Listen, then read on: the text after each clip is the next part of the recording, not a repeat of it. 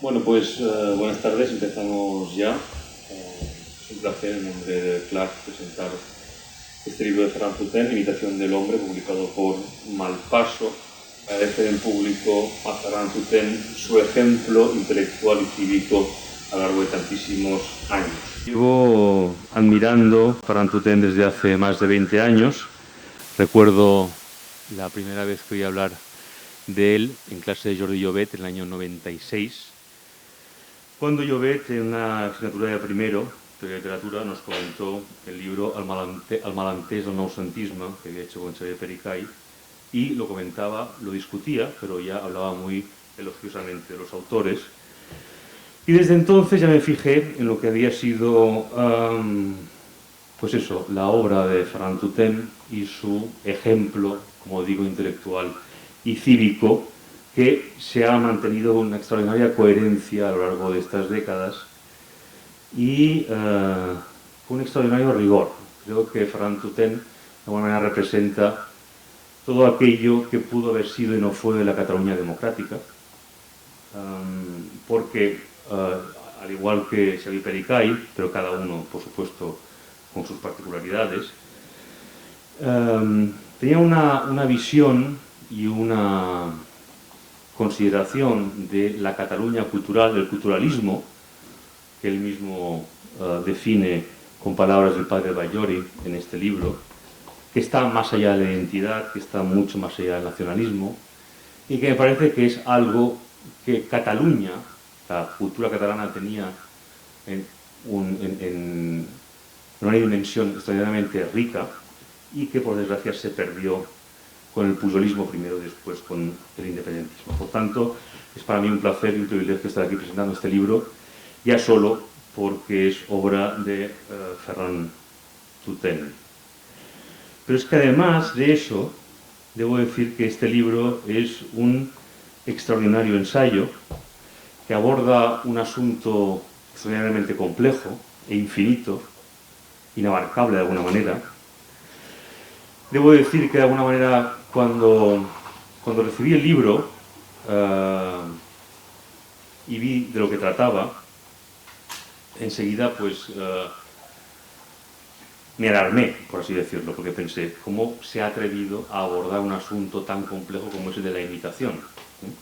A abordar la imitación del hombre o la pulsión mimética del hombre supone imitar el gran asunto que ha preocupado probablemente a todo el pensamiento occidental desde sus fundamentos hasta nuestros días. Tratar de imitarlo, tratar de desafiarlo, tratar de desentrañarlo. Creo que no hay asunto que pueda definir mejor lo que es la condición humana que el de la imitación. Como decía René Girard, un autor que muy citado y muy bien citado a lo largo de estas páginas, probablemente el sacrificio sea el asunto humano por excelencia, y el sacrificio solo se explica a partir de la imitación, de la mímesis, del antagonismo. Algo que está en el fondo latente del misterio, o lo que hasta ahora habíamos llamado el misterio de la condición humana. Pero fue una sorpresa leer el libro y comprobar que Ferran Tutén no solo había salido airoso del desafío, sino que había escrito un ensayo modélico en su género. Es decir, es un libro que se atreve a interrogarse sobre cuestiones muy complejas, que se mete en vericuetos y en jardines muy densos, pero sale airoso de ello. Lo hace además con un estilo muy personal, muy genuino, con sentido del humor, bajando muchas veces a contar anécdotas personales y trascendiendo el magma de esa extraordinaria complejidad con enorme gracia y con muchísima inteligencia y con gran persuasión. Es un libro que acaba imponiendo al lector su tesis, que le invita a discutir, que le invita a seguir pensando. Es muy valiente también en cuestiones ideológicas, se atreve a desafiar la censura que estamos sufriendo, por ejemplo, en cuestiones lingüísticas, en cuestiones de representación imaginativa. y creo que realmente es un clásico. De verdad que creo que, le decía ahora a Ferran, es un modelo en el género en el que se inscribe. Y escribir de esta manera y con esta ambición hoy en día es algo muy raro y algo que debemos agradecer profundamente.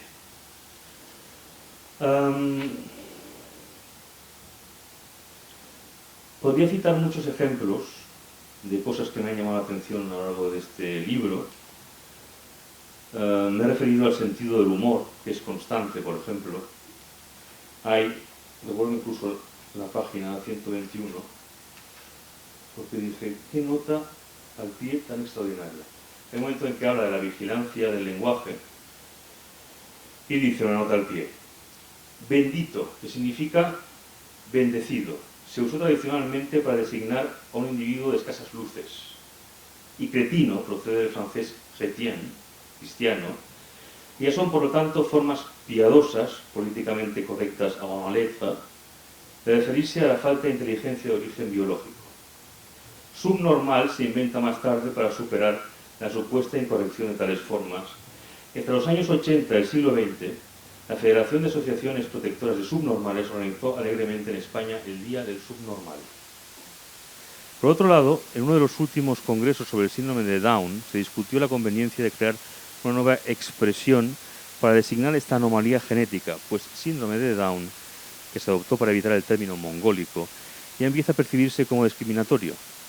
Parece que la tendencia actual es referirse a los afectados simplemente como Downs, prescindiendo de la palabra síndrome.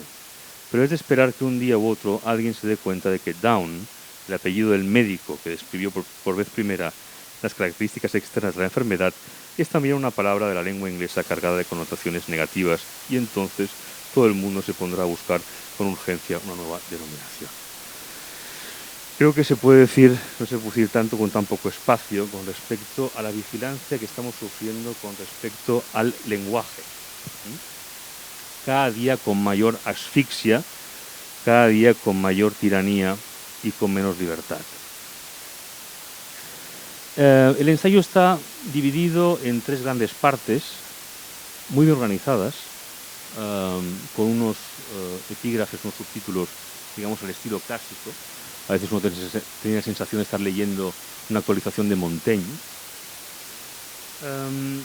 y donde Ferran Turten va dando vueltas y más vueltas a la cuestión de la imitación, que ya se nota que es una cuestión que ha ocupado toda su vida prácticamente, es una obsesión que le viene persiguiendo prácticamente desde que empezó a estudiar, desde que empezó a ser ciudadano, y es el ciudadano de Cataluña, y creo que además no es casual que ese asunto le haya preocupado a Ferran Turten, teniendo en cuenta cuál ha sido su postura frente al nacionalismo, frente al puyolismo, cuál ha sido su actitud, a mi juicio, absolutamente ejemplar, porque ha sido muy valiente, llena de coraje, como decía antes, pero al mismo tiempo muy discreta. Es algo que me gusta también mucho de Ferran y es para mí un modelo, porque, en fin, ha huido de cualquier tipo de espectáculo, ha sido siempre muy contundente en sus declaraciones, en sus reacciones, en sus juicios, muy riguroso en su trabajo filológico, como por ejemplo conocedor de la tradición catalana, literaria y lingüística, pero no ha querido tampoco nunca entrar, digamos, en los grandes espectáculos a los que tan acostumbrado está la política de este país en todas sus dimensiones, ¿no? Y por tanto, esas 3 partes están muy bien entrelazadas.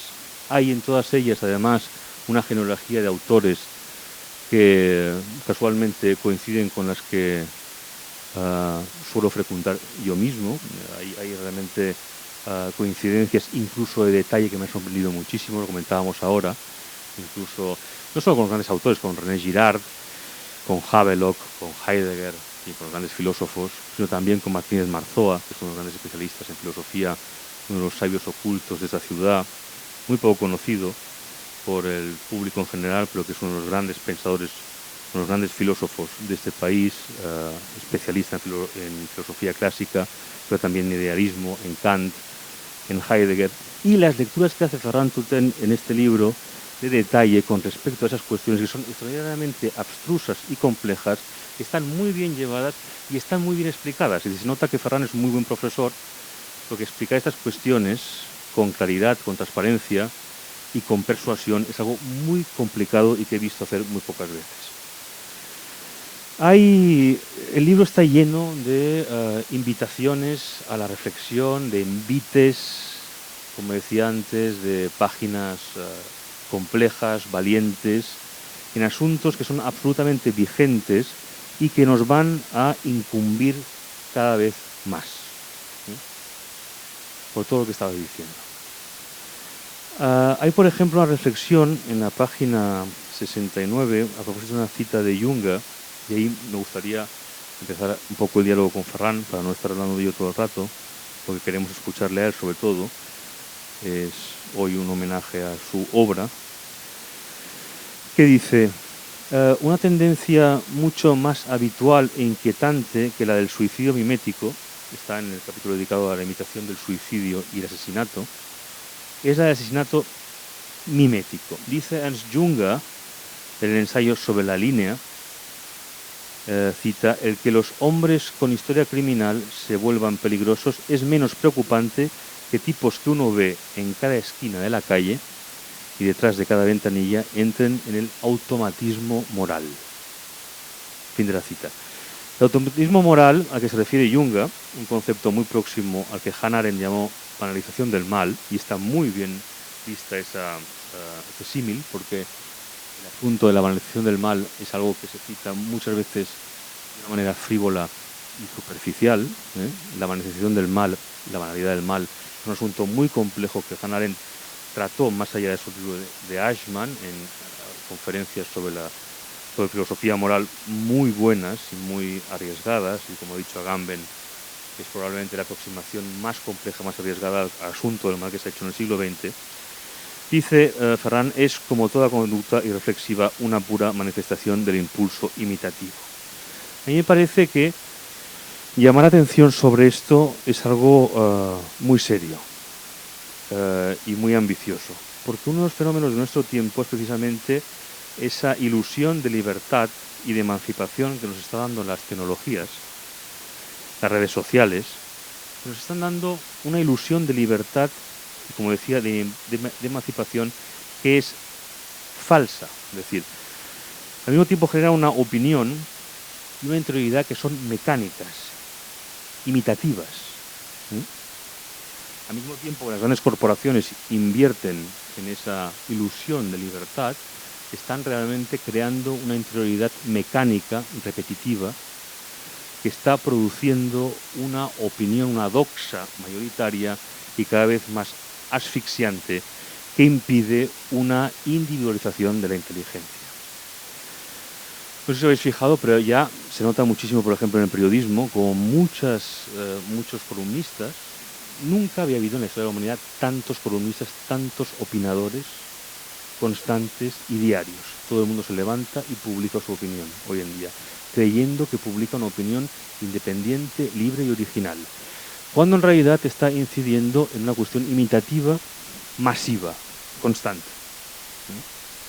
Y esa es una de las grandes contradicciones del estado de euforia democrática y libertaria en la que estamos viviendo. Y esos son los grandes problemas a los que vamos a enfrentar en el siglo XXI. Hasta qué punto esa masificación de la doxa está creando una asfixia al mismo tiempo sobre la propia opinión, donde grandes corrientes, cardúmenes de opinión, se constituyen en censores diarios y constantes de una opinión que sea disidente a cualquiera de los dogmas que la sociedad está sacralizando.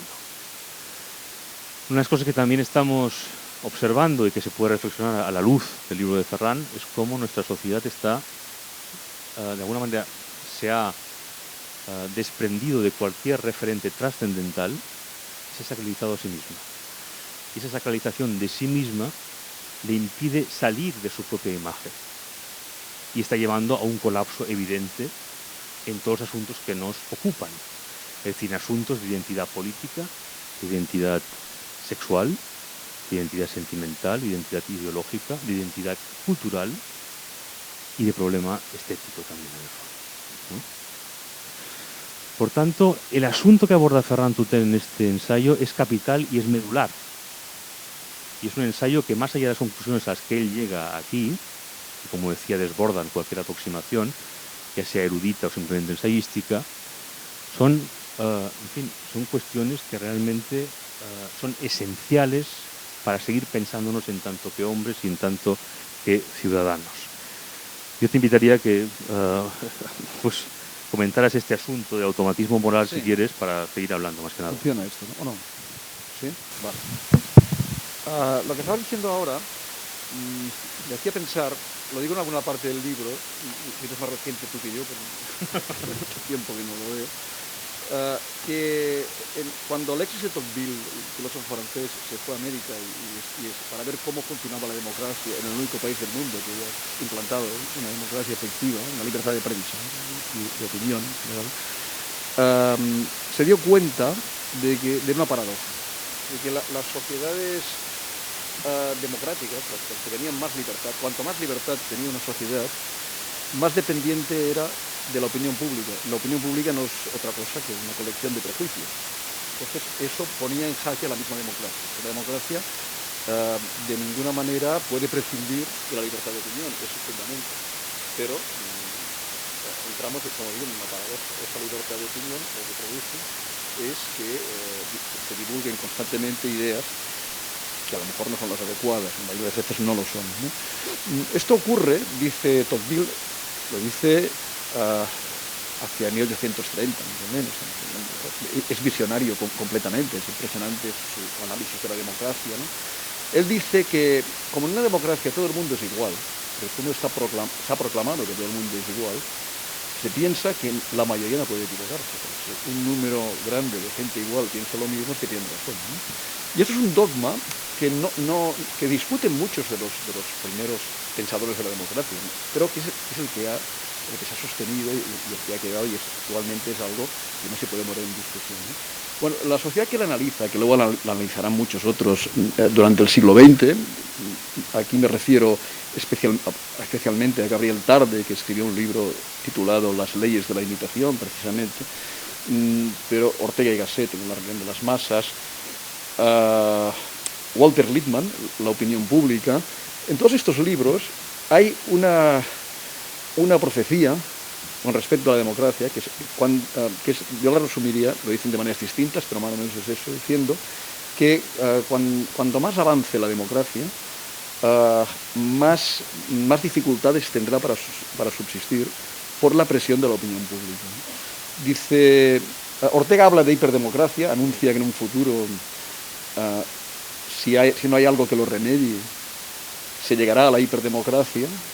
Hiperdemocracia significa que cualquier cosa es válida por el simple hecho de que una mayoría lo quiere, ¿no? por nada más, ¿no? Sin ninguna razón de fondo para que sea válida.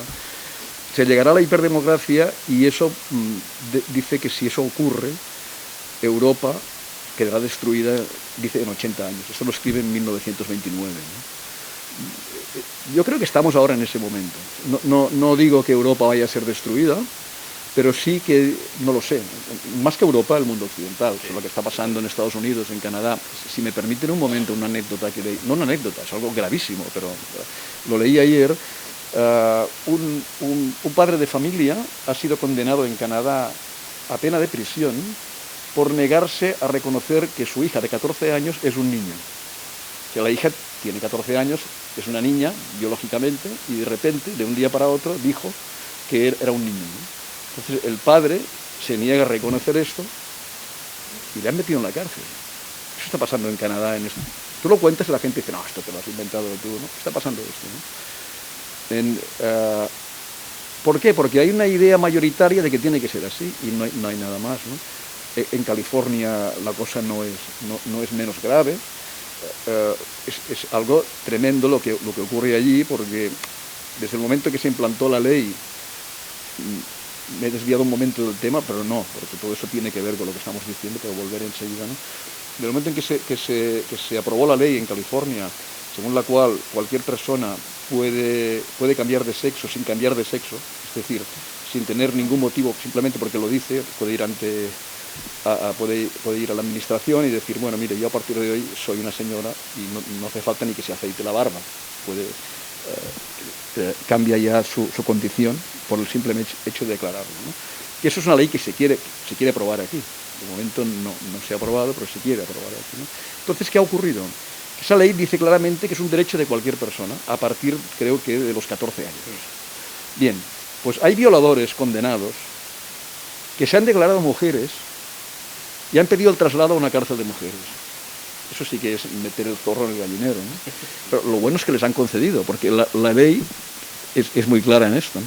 Bueno, me refiero a esto, que son cosas que he leído últimamente, porque eso es producto de una serie de ideas que sin realmente pensar si tienen su sentido o no lo tienen, se acaban aceptando como algo necesario, incluso como algo noble, como una conquista de la modernidad, y entonces se imponen legalmente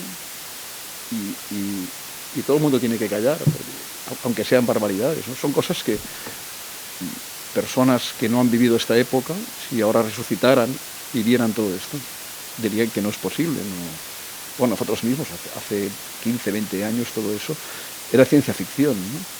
Bueno, aparte de esto que acabo de decir,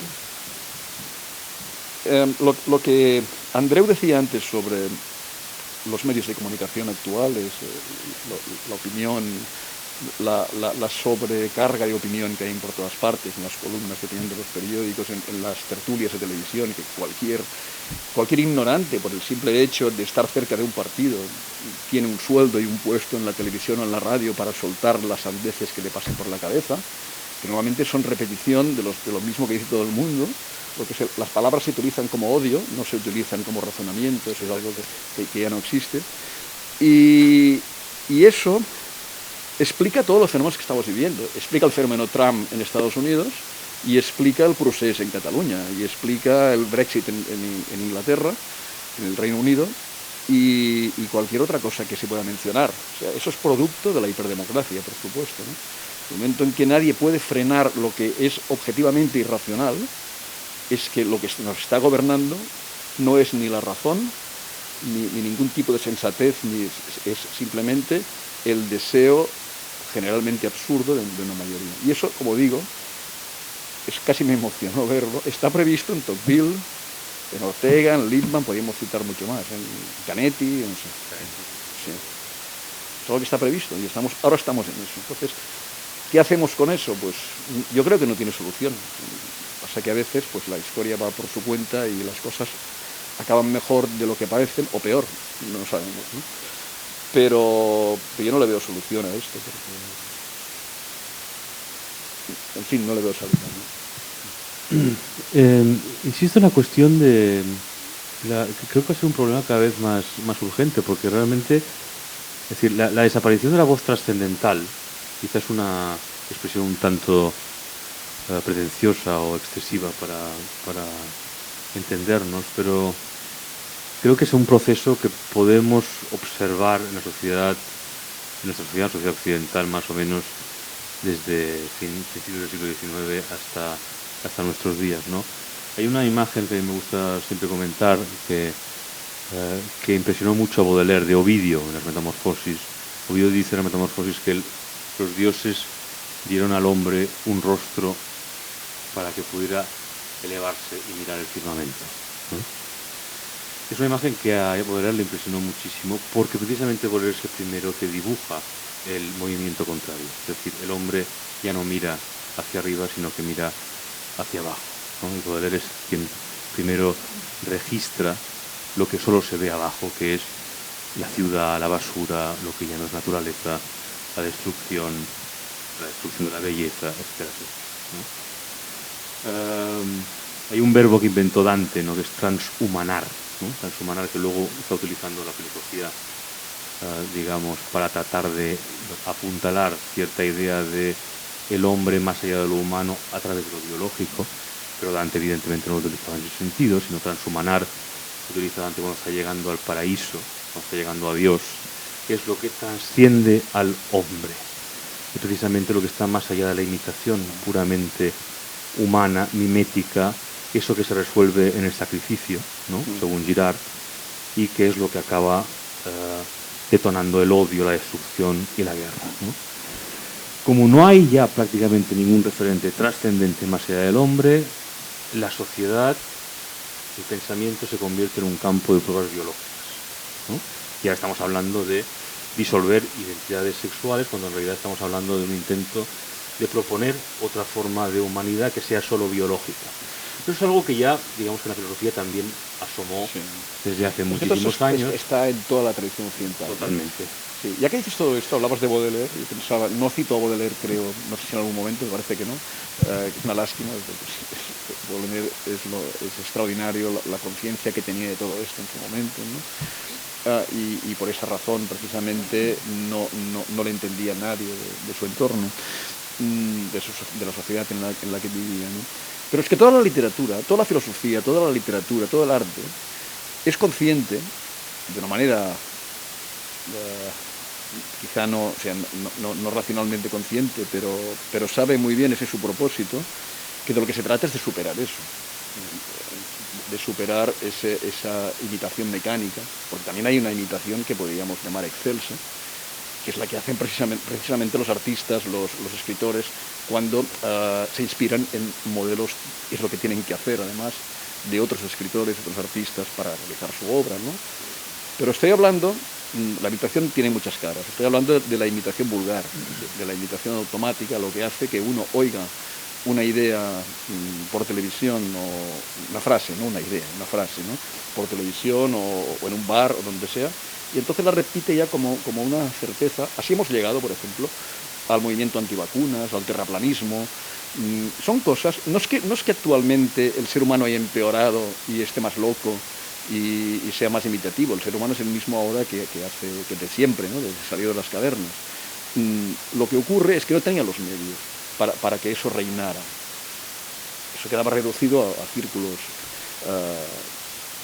familiares o, en fin, en comunidades, ¿no? Pero a partir del momento que aparece la prensa, que es el momento que observa Tocqueville, entonces ya es otra cosa, porque las estupideces se divulgan a la velocidad del rayo, ¿no? Uno dice algo, lo escribe y al día siguiente lo han leído miles de personas. Luego tenemos la radio, el cine, la televisión, actualmente las redes sociales. Eso es la hecatombe.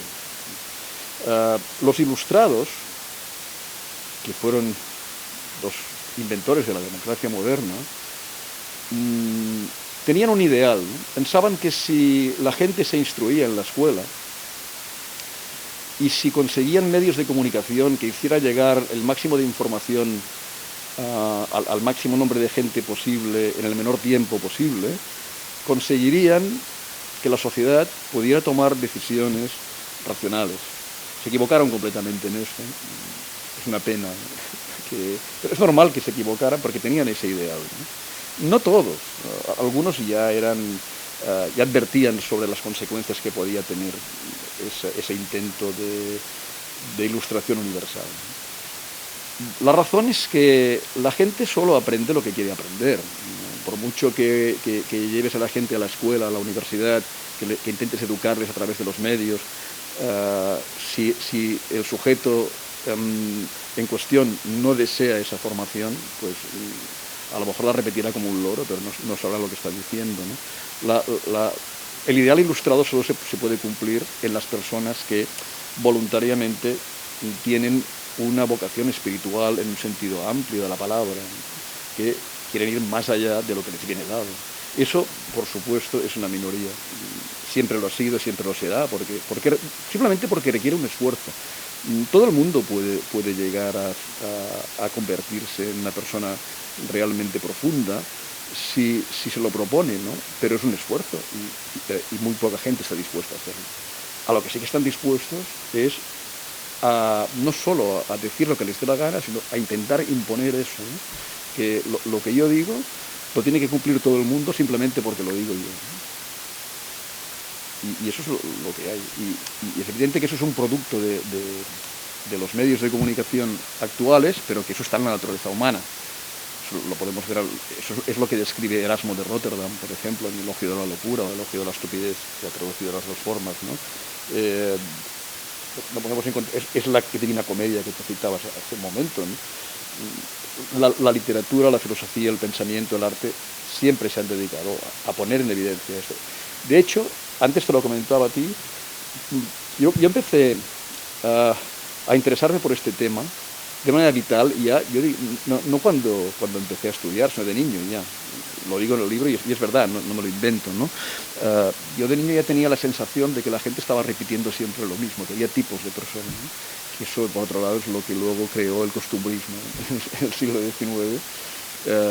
Y sin los artículos de Larra, que son extraordinarios, sin esa repetición de tipos, no habría costumbrismo, no habría literatura en general. Toda la obra, la novela del XIX, francesa, rusa, inglesa, se dedica especialmente a señalar esto, ¿no? Y ahora estoy releyendo con mucho placer Stendhal, por ejemplo, que es un autor que me ha acompañado siempre y al que traduje, y me doy cuenta de que la esencia de Stendhal solo es eso. O sea, para mi sorpresa, digo, yo tenía la idea desde niño, pero mi sorpresa fue, cuando empecé a leer, darme cuenta que eso estaba en todas partes. También puede ser que yo sea un neurótico o un paranoico y esté viendo eso por todas partes, ¿no? Pero no creo que sea así. Lo que ocurre es que libros que antes había leído, antes de pensar en esto profundamente, ¿no? y me habían pasado desapercibidas algunas alusiones al fenómeno, de repente observo que yo diría que es el gran tema de la cultura occidental, de la literatura, del arte, de la filosofía. No sé si estás de acuerdo. Sí, absolutamente. Sí. Es el Quijote, por ejemplo, es Shakespeare. Con respecto a la cuestión de la estupidez que decías y la cuestión de Erasmo, en griego había, que ya una distinción que hemos perdido, había dos acepciones para locura. Una era la locura divina, que era manía, y otra la locura terrena, que era morías. El tratado de Erasmo es morías encomium, es decir, el elogio de la estupidez, pues hay siempre tanta duda, no titubeo a traducirlo, la estupidez o de la locura, porque en realidad es la locura terrena, ¿no? Sí. Es decir, la locura que ha perdido esa dimensión divina. Pero a la luz de todo esto, hay aquí una página muy buena del libro que me gustaría leer que dice: de hecho, no es casual que a medida que ha aumentado la oferta del consumo y a medida que nos hemos ido instalando en lo que ahora se llama sociedad de la información, y que no es otra cosa que la sociedad de la hiperimitación, cada vez más establecida a escala planetaria, los prototipos humanos, los más vastos prototipos de comportamiento, han adquirido tanta difusión, tanta variabilidad y al mismo tiempo tanta tipificación como las ofertas comerciales. El fortalecimiento de la moda, en todos sus sentidos, es también el fortalecimiento de los estereotipos de personalidad disponibles, que no son sino manifestaciones esenciales de esa misma moda. Mucho más ricos en tanto en cuanto, lejos de limitarse a la manera de vestir o los objetos que uno posee como elemento de personalización, se extienden también al ademán, el tono de voz, la mueca, la opinión y el conjunto de filias y fobias que conforman el universo mental de cada individuo mimetizado. Y como manifestaciones de la moda conservan todas sus propiedades y muy en particular la de resultar tan evanescentes como las ofertas de temporada. Sería ingenuo creer que el fenómeno es estrictamente contemporáneo o más o menos reciente. Debe de remontarse por naturaleza a la constitución de las primeras sociedades humanas.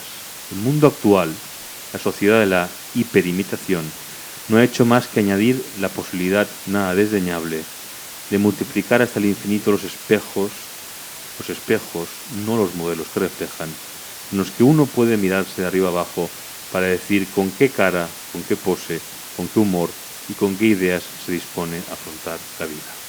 Me parece que es una página y media, un trato inmejorable de lo que está ocurriendo, ¿no? Como también hay una cosa que podríamos abordar, que es el automatismo ideológico. Hay una cita que haces aquí que es absolutamente aplicable a lo que está pasando ahora en las universidades y en nuestro mundo político en general, ¿no? Dices: el filósofo polaco Leszek Kolakowski cuenta en My Correct Views of Everything el texto que redactó en respuesta a una carta abierta que le había dirigido el comunista británico Edward Thompson, que cuando abandonó su país en 1968 no estaba muy al corriente de las ideas que dominaban en la izquierda radical y no sabía cuáles eran las ambiciones de los movimientos estudiantiles revolucionarios. Lo que descubrió en Occidente le pareció lamentable y repugnante. Se encontró, según su testimonio, con la mayor degradación mental que hubiese visto jamás en un movimiento de izquierdas. Lo que Kolakowski describe a continuación justifica con creces tales afirmaciones. Y la cita, y es larga pero que vale la pena leer, dice Kolakowski: vio unos jóvenes que se proponían reconstruir las universidades y liberarlas de la horripilante, salvaje y monstruosa opresión fascista. La lista de reivindicaciones, con algunas variantes, se repetía en todos los campus universitarios. Los cerdos fascistas del sistema quieren que nos examinemos, cuando lo que nosotros estamos haciendo es la revolución, que nos pongan a todos un excelente sin pasar exámenes. Es extraordinario, es absolutamente vigente. No deja de ser curioso que aquellos combatientes antifascistas quisieran obtener notas y diplomas en disciplinas tales como matemáticas, sociología o derecho, y no en transporte de pancartas, reparto de octavillas o destrucción de despachos. En una facultad, los filósofos revolucionarios se declararon en huelga porque les dieron una lista de lecturas que incluía a Platón, Descartes y otros burgueses idiotas, en lugar de a grandes filósofos de primera línea como el Che Guevara y Mao. En más de una ocasión, en los Estados Unidos, la vanguardia de las oprimidas masas trabajadoras prendió fuego a las bibliotecas universitarias por ser un inútil pseudoconocimiento al servicio del sistema, y por supuesto a menudo se oía decir que no había ninguna diferencia, ninguna en absoluto, entre la vida de un campus de California y un campo de concentración nazi. Y todos eran marxistas, claro está, lo que significa que se sabían 3 o 4 frases de Marx o de Lenin, en particular la que dice: los filósofos no han hecho más que interpretar el mundo de distintas maneras, pero de lo que se trata es de transformarlo. Una tesis de Marx de Feuerbach que Heidegger discutió con mucho detalle y con mucha razón a mi entender. Lo que Marx quería decir con esta frase, eso era para ellos de lo más obvio, es que estudiar no servía para nada. Es curioso porque esto que nos podría parecer una caricatura ahora, pero es que vuelve a estar absolutamente vigente. Este es el testimonio, además, de un hombre que lo ve directamente. Sí, Él vivía en Polonia, bajo régimen comunista, se fue de Polonia, llega a Occidente, estuvo en Francia, luego estuvo en California, que son los focos de todo lo que estamos comentando, y vio esto y quedó completamente desconcertado. O sea, él no podía imaginar que eso podía existir, ¿no? Y vuelve a existir, pero Es que exactamente. ha dejado una herencia. Pero absoluta, pero el otro día pasaron, quiero decir, hace 2 días, el código ético de una universidad de aquí, de Barcelona, donde se instaba amparados además por una ley, no sé si es retorcida o no, pero en fin, por una ley, a expurgar todos los textos que se comentaban en clase, todos los textos que fueran sospechosos de sexismo, con una cláusula extraordinaria que decía, excepto si es para animar la conciencia crítica de los alumnos. Excepto. ¿Cómo que excepto? Quiero decir, la universidad no era el lugar donde se animaba a la conciencia crítica de los alumnos. Resulta que hay que eliminar todo el sexismo de todas las obras sin límite. Eso que dices ha ocurrido en la universidad en la que he estado trabajando yo hasta hace poco, que es que nos pasaron una encuesta sobre la perspectiva de género, en la que se decía que en todas las clases, en cualquier asignatura, ves lo que ves, tienes que introducir la perspectiva de género y tienes que comentar los textos siempre desde esa perspectiva. Si te encuentras que un texto va contra eso, tienes que denunciarlo inmediatamente, ¿no? Eso está ocurriendo en la universidad catalana, española, europea, norteamericana, inglesa, todas las que queráis, en el mundo occidental. Eso es algo general, ¿no? Y está pasando, y pasa desapercibido, porque la gente, lo que es impresionante es cómo lo acepta la gente, ¿no? Cómo se apuntan a eso con toda la mansedumbre. Sí, y lo realmente siniestro del asunto es que precisamente todo aquello que presuntamente defiende ese movimiento está consagrando lo peor de lo que realmente temen. Es decir, están consagrando todas las actitudes más reaccionarias y más brutales, precisamente en contra de la libertad que dicen no tener. Yo recuerdo cuando empezaron a llegar las primeras críticas literarias a ese movimiento que empezó en el mundo anglosajón, más o menos en los años 80, finales de los 70, los 80, hay varios síntomas. Uno fue el libro del profesor Alan Bloom, The Closing of American Minds, que se tradujo en el año 87 aquí como El cierre de la mente americana, Sí, El que es inencontrable crepúsculo. ahora, es un libro importantísimo. Un libro sí. maravilloso, Importantísimo, extraordinario. sí.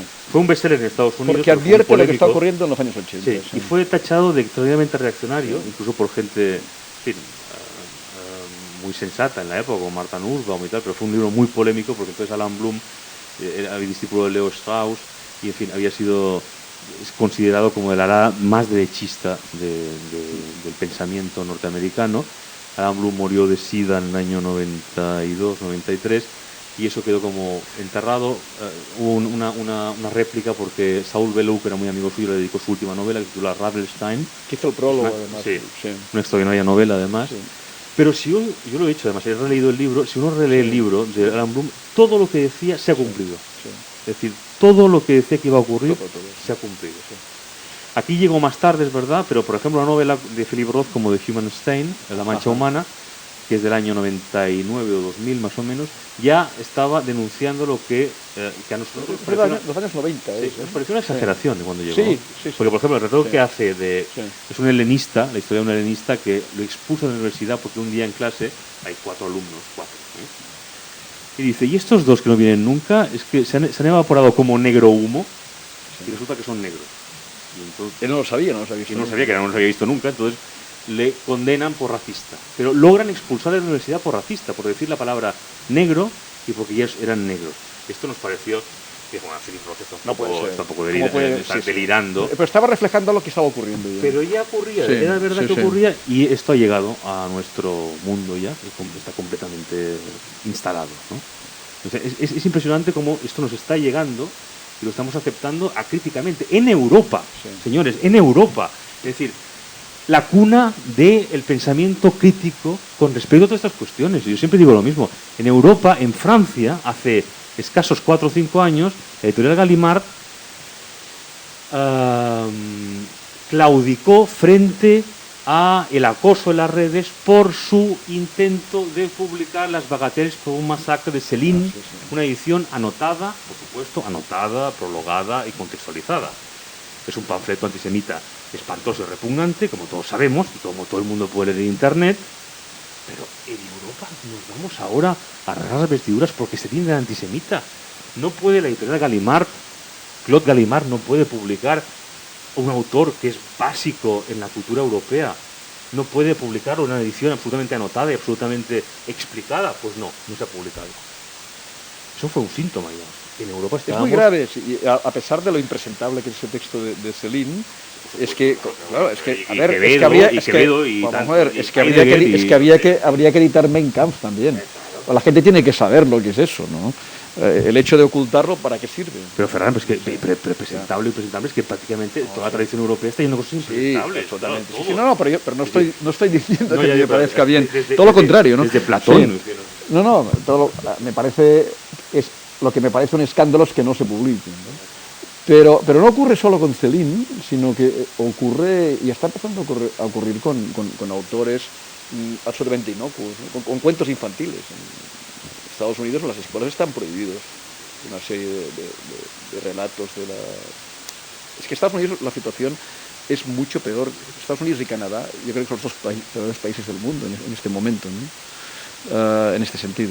Y eso está llegando aquí. Está llegando además a pasos agigantados. Ya lo tenemos aquí, ¿no? Y lo que nos espera. Y yo creo que esto pasará, pero ¿a qué precio? O sea, que esto llegará un momento que se derrumbará, a lo mejor dentro de 10 años, a lo mejor dentro de 50 años, no lo sé. Pero como todo, eso desaparecerá. Pero ¿a qué precio? ¿No? ¿Qué habrá ocurrido con nuestra sociedad después de esa catástrofe?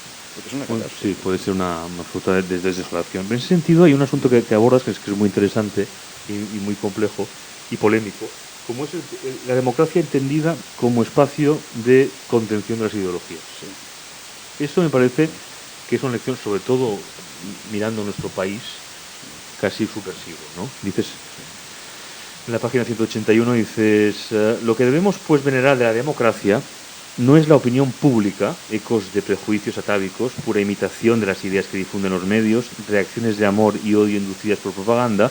Esto es básico si tenemos en cuenta en la deriva que está llevando la democracia hoy en día, ¿no? Donde son posturas, digamos, de ataque, bélicas, de adhesión, o de condena, Sí, simplemente. no hay más. No hay más, ¿no? Siempre es favor en contra. No hay nada más. Ni los programas políticos de una u otra facción. Esas son cosas de las que uno hará bien de guardarse todo lo que pueda, sino su capacidad para impedir el pleno desarrollo de las ideologías. Las ideologías, la amenaza más grande que puede conocer el hombre libre, son también una enfermedad inevitable. No es por otra razón por lo que el sistema democrático no pretende destruirlas, ni podría, por supuesto, hacerlo sin negarse a sí mismo. Llegamos al fondo de la paradoja que Tocqueville ve en la libertad de opinión. La democracia es un sistema de protección contra las ideologías y no una celebración de estas, como vulgarmente suele entenderse. Que otorgando a todas unos mismos derechos y poniendo por consiguiente a las unas en competición con las otras, evita comprobar la eficacia de cada una de ellas pueda llevar sus principios hasta las últimas consecuencias. Lo cual harían sin duda alguna, como históricamente ha quedado demostrado, si dispusieran de plena libertad de acción, pues destruir la pluralidad democrática es un objetivo que forma parte de su naturaleza. Y esto lo analiza muy bien Hannah Arendt en Orígenes del totalitarismo. Dice que toda ideología, si llega a su máxima expresión, si desarrolla todo su programa, se convierte forzosamente en un régimen totalitario, cualquiera, ¿no? Y la democracia, precisamente, lo que hace formalmente, es decir, que crea unas estructuras que por su propio juego impiden que eso llegue a ese extremo. Lo que ocurre es que cada vez se entiende menos lo que es la democracia, ¿no? Y los que hemos sido profesores o somos profesores en la universidad sabemos que los estudiantes están convencidos de que de lo que se trata es de imponer lo suyo siempre. Eso sí, siempre te dirán que hay que respetar todas las opiniones. Bueno, vale, los negros son inferiores a los blancos, las mujeres tenían que quedarse en casa. Hombre, no, me acabas de decir que hay que respetar todas las opiniones, ¿no? Que eso es una barbaridad, las opiniones no son respetables. Cada uno puede decir, se pueden decir todas las barbaridades que quiera, ¿no? La libertad de expresión es eso, ¿no? Pero no por el hecho de que puedas decirlas, dejan de ser barbaridades. Y la creencia actual es que de lo que se trata es de conseguir reunir las fuerzas necesarias para derrotar a todos los demás. La democracia de momento contiene eso, pero ¿hasta cuándo? ¿Hasta cuándo? Hemos visto lo de Venezuela, por ejemplo. Venezuela llega al poder democráticamente un hombre que el proyecto que tiene es destruir la democracia y lo puede hacer tranquilamente. Y bueno, tenemos muchos ejemplos de esto. Es decir, ¿hasta qué punto puede resistir una democracia esa intención que tienen la mayoría de partidos políticos de destruirla? Su objetivo es destruirla, es imponer lo suyo. Yo creo, no sé si Sí. de acuerdo. No, que no exista la diversidad, que esa es la democracia por moderna como se está desarrollando ahora, ¿no? Claro, la división de poderes es lo más grande que se ha inventado en toda la historia de la humanidad, ¿no? Porque es justamente lo que impide que eso llegue a ese extremo. ¿Y qué ha ocurrido, tú crees, en una cuestión, a lo mejor que es un poco del tema, pero he estado comentándolo bastante últimamente con amigos? ¿Cómo puede ser que la democracia haya generado fenómenos como, por ejemplo, el otro día, esa chica que salió diciendo, una chica muy joven, diciendo que el problema español era el judío? ¿Os acordáis? Una chica muy joven, que el problema español era el judío. En España, donde no hay judíos, además. Fueron expulsados hace 5 siglos. ¿Cómo se puede decir esto? Casi todos lo somos, en parte. Además, por otra parte la hija de Luis García Montero y Almudena Grandes es falangista. Sí. Y de una conferencia en Falange española, una chica que por otra parte estudia filosofía medieval y que está convencida de que lo mejor que ha pasado en este país es José Antonio Primo de Rivera. Hija de dos comunistas, ¿no? Sí. Entonces, ¿qué ha pasado de verdad que la educación, la democracia ha generado esto? ¿De verdad? Sí. ¿Qué ha pasado realmente? Ha generado esto. Es espeluznante, ¿no? Yo creo que lo que falla en el proyecto ilustrado, porque de eso estamos hablando, es lo que decía antes, ¿no? Que los ilustrados, con muy buena fe, creían que la gente podría tener la capacidad de pensar por sí misma. Sí. Gracias a la educación. Eso es lo que ha fallado, ¿no? Porque además, hablo de educación, la escuela está totalmente entregada a la propaganda. No es otra cosa. por las noticias que me llegan y por lo que leo, la escuela lo que hace es repetir lo mismo que dicen por la televisión y los partidos políticos, en lugar de intentar que los estudiantes desarrollen todo lo que puedan, su capacidad de entender, pensar, discutir. Eso está, por ejemplo, una de las cosas que lo comento ahí, que yo lo he visto, iba a decir nula, digamos escasa, importancia que se da al cultivo de la lengua en las universidades. Da lo mismo que uno escriba muy mal, no hablo de faltas de ortografía, que son un síntoma, claro, sino de la incapacidad. Yo me he encontrado con los que hemos sido profesores y hemos trabajado con textos, sabemos que nunca se había visto algo, tú lo habrás visto, tan extremo de incoherencia. Hay gente que escribe un texto que no tiene ningún sentido, pero no es que no tenga sentido en conjunto, sino que una frase no se corresponde sintácticamente con la siguiente. Bueno, y eso vale, dices, estamos así, vale, pues lo que hay que hacer es intentar que deje de ser así, pero es que la mayoría de profesores, lo denuncio abiertamente porque es así, les importa un rábano. Lo que les importa es soltar su discurso, que siempre es partidista, ¿no? Por supuesto hay una minoría, creo que es minoría, por desgracia, de profesores excelentes y que es nuestro último bastión, ¿no? Esos profesores son los que consiguen despertar en algunas personas la necesidad de ir más allá de sí mismos, ¿no? Pero la mayoría importa un rábano hoy en día. A mí me ha pasado como editor que recomendar libros a autores, sí, autores, y que me digan que hay demasiadas subordinadas. Sí, sí, sí. Bueno, o sea, hay gente que escribe, sí, y que le parece que hay demasiadas subordinadas en un texto. A mí esto me ha pasado. Bueno, es que en las escuelas se está diciendo que las frases largas son incorrectas. Sí. No poco incorrectas. Esto está en manuales, lo he leído. No es un rumor, ¿no?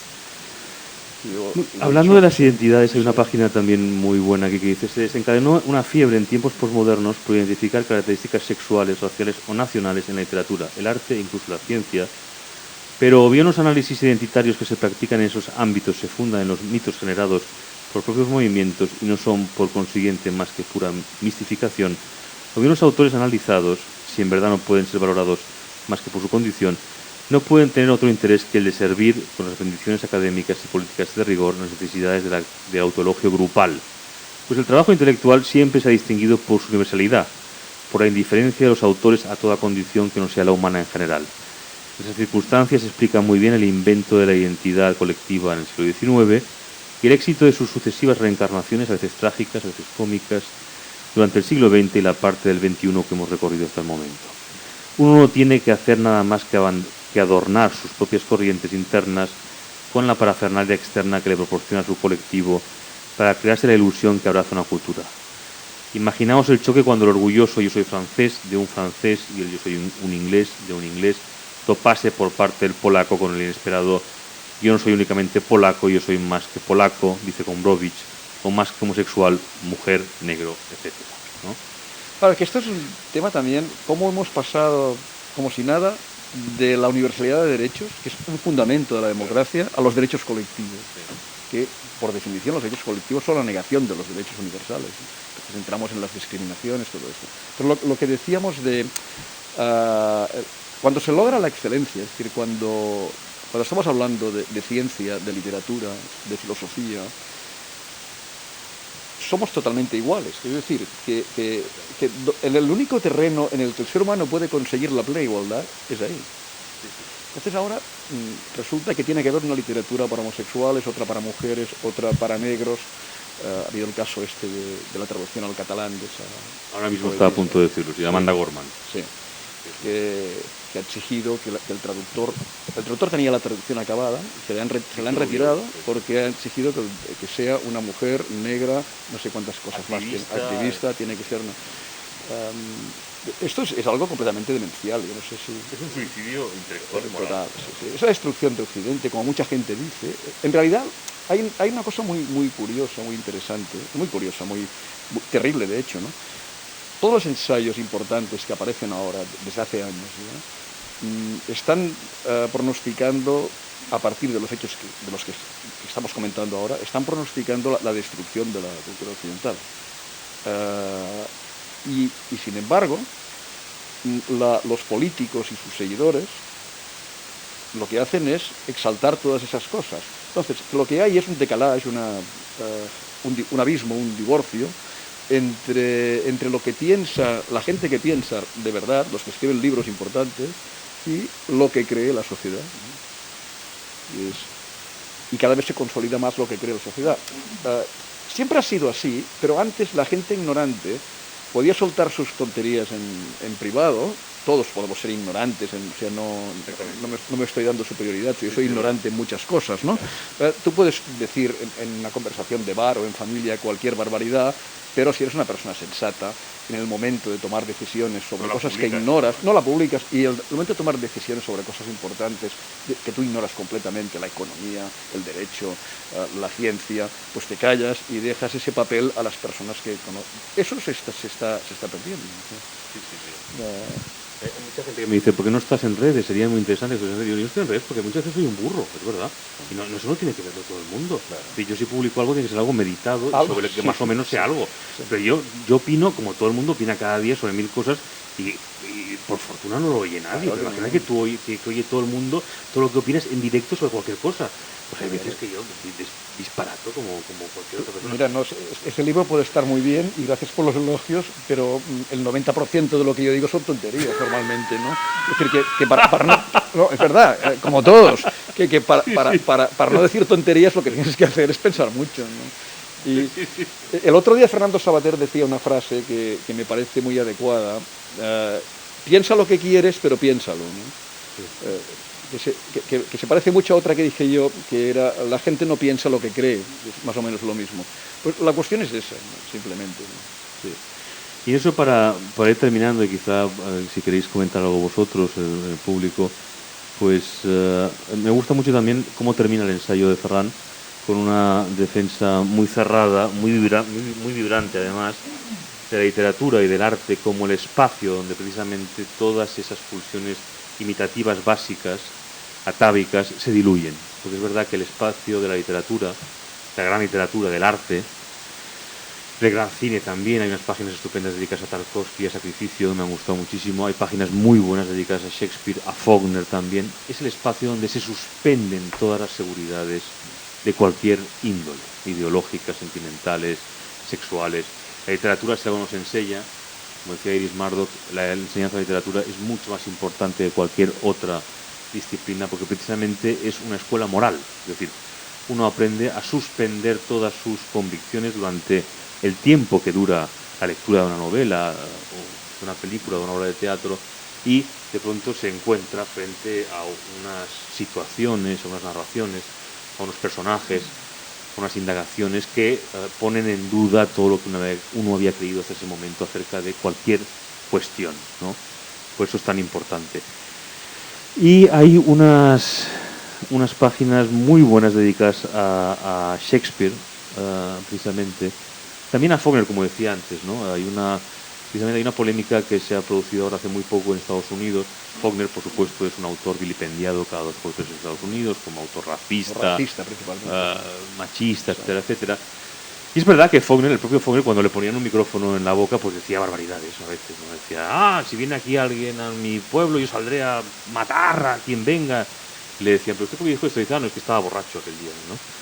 Pero decía Michael Gorra, que ha escrito un libro muy bueno sobre Faulkner, decía muy inteligentemente, Faulkner, cuando escribía en sus novelas, era mucho más inteligente que en sus opiniones. Es decir, Faulkner, cuando ponía, digamos, en movimiento, en su espacio dramático, los problemas humanos, iba mucho más lejos que en su opinión, como decíamos ahora, de las redes sociales. Si Faulkner hubiera tenido Twitter, pues hubiera sido un burro, como tú y yo, comentando cualquier tontería muchas veces, ¿no? Pero cuando uno se pone a dramatizar algo tan complejo como es la condición humana, pues iba muchísimo más lejos, ¿no? Como prácticamente cualquier autor, ¿no? El caso de Shakespeare, por supuesto, que también llegará el momento en que estará en disputa seguramente. Si no está ya, porque ya lo está. El otro día me pasaron una noticia de una biografía de Shakespeare que se ha publicado ahora en Inglaterra, donde lo más importante de Shakespeare fue su mujer. Anne Hathaway, de la que no se sabe nada. No se sabe nada. Pero nada, ni siquiera si existió. Sí. Pero es lo más importante. Pero claro, estamos hablando ahora, hace un momento decíamos que el arte, la ciencia, el pensamiento, la racionalidad en general, es lo único que nos iguala, porque es una construcción. La inteligencia no se tiene, se construye.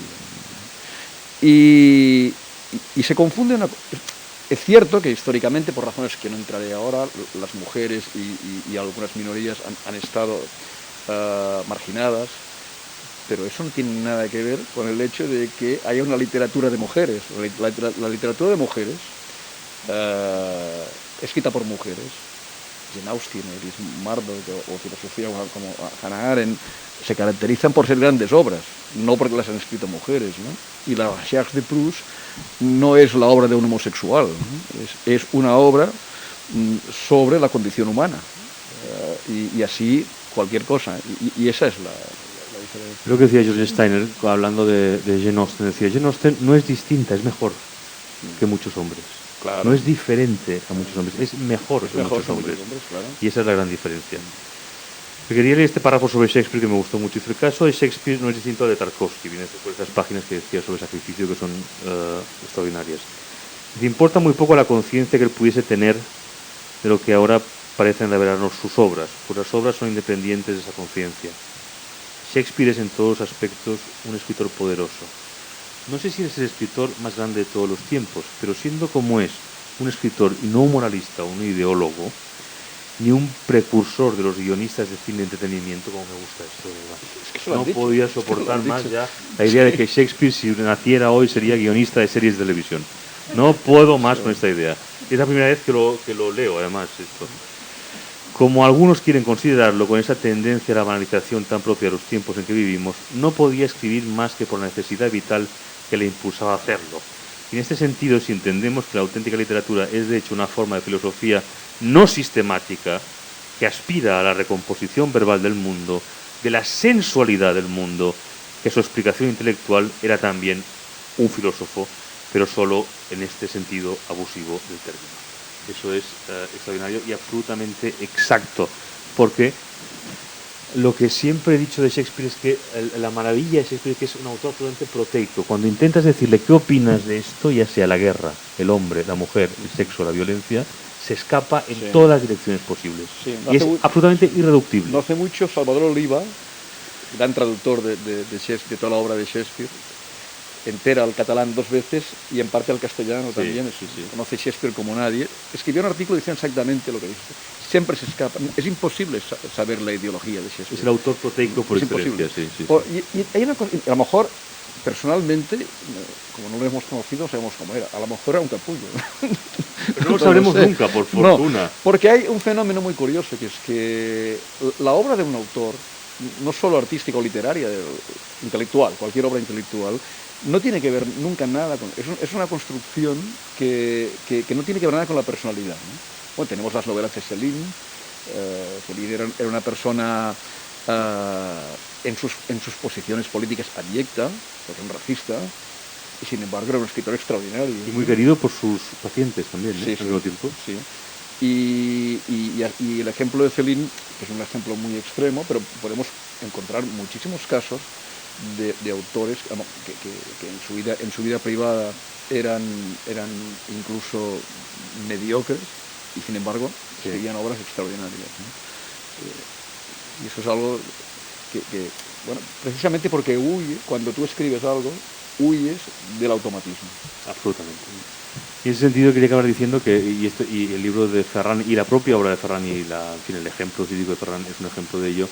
Hay una idea de Hannah Arendt que me gusta mucho, que siempre he tomado para mí, al final de su ensayo sobre qué es la cultura, que dice, actualizando una vieja idea de Cicerón, que el hombre cultivado es aquel que sabe elegir compañía, tanto en el pasado como en el presente, tanto entre las obras de arte como entre las ideas. Y eso me parece que es lo que trasciende esa pulsión imitativa atávica que también es descrito. Aparte que, claro, en la literatura, en la tradición cultural en general, hay un diálogo constante con toda la tradición. Y eso significa que el mundo del que escribe no se limita al mundo contemporáneo, sino a todo lo que se ha hecho a lo largo de la historia de la humanidad. Y eso evidentemente da una profundidad de visión sobre lo que es el ser humano, porque el ser humano es distinto en sus reacciones superficiales, según los periodos que vayamos viendo, pero en sus reacciones profundas es muy parecido siempre. Lo esencial está siempre ahí, ¿no? Entonces, por eso podemos leer a Séneca, o podemos leer a Shakespeare, o a Cervantes, o podemos leer a quien sea, y darnos cuenta de que nos está hablando exactamente de lo que nosotros vemos en el ser humano, pero que no vemos, que está ahí, pero que a lo mejor no lo habíamos percibido, y cuando te lo escribe alguien te das cuenta que eso está ahí, y eso, la única manera de conseguir esa visión profunda del ser humano es a través del arte, de la literatura. Absolutamente, sí. Si quieres comentar algo alguno de vosotros. Y o sea que no puedo estar Faltaba más el humor. contento. Muchísimas gracias, de verdad. Gracias a todos vosotros.